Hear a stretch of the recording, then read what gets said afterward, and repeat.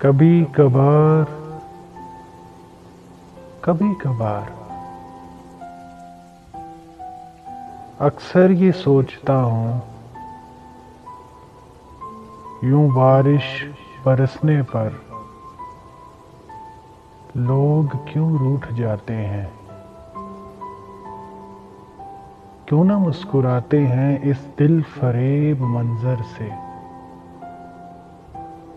क्यों ये खौफ खाते हैं,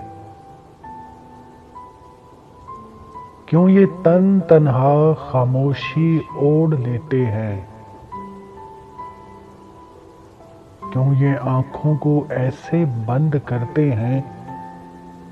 कि पानी का एक एक कतरा जो आंसू कहलाता है उसे आंखों ही आंखों में क्यों ये रोंद देते हैं। मैं उनको बुरा भला भी कहता हूं कि क्यों, आखिर ऐसा क्यों। और फिर अचानक मेरी नजर खुद के हुलिये पे पड़ती है और ये सोचकर सब सवालों ख्याल को